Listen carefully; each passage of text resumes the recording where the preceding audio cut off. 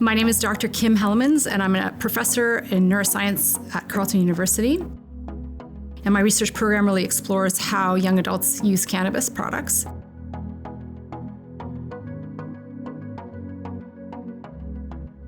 What I would say is why I would have concerns about teen use of cannabis products is it relates to why do we have a legal age when we first use cannabis products? And that's because the brain is still developing. The younger you are when you start using cannabis products, it relates to more harms later in life. We know that there is these relationships between using cannabis products, particularly high THC content products, and the development of things like depression and anxiety, and in particular psychosis and psychotic related disorders like schizophrenia. So a lot of people use cannabis products because they're self-medicating, they might have low mood, they might be feeling depressed or they're anxious. And over time, what happens is that your low mood gets lower and lower and lower, and your anxiety gets higher and higher and higher. So daily or near daily use of cannabis products over time will have a significant impact on your baseline mood. And in particular, if you're using products that are high potency, and what that means is really high concentration of THC, this is where we're really in a high-risk category or territory. So initially people use and they're with their friends, and this becomes a very recreational or a way to bond with their peers.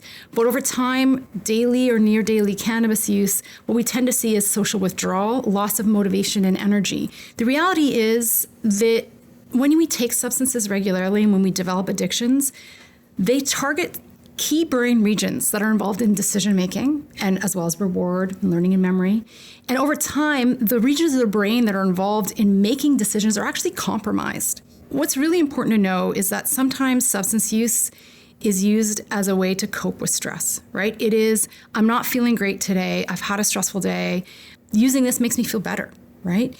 And the reality is that to be empowered with other coping strategies and other ways in which to manage stress, that's the joy of life, right? So if we engage in things like learning new recipes, finding recipes online, dancing, going out with friends, going for a run, these are all incredible ways that you're actually training your nervous system to experience joyful moments that are naturally produced with those endorphins and those bonding hormones instead of a substance where the brain quickly learns, oh, this feels good, this feels right, but can have long-term very negative consequences.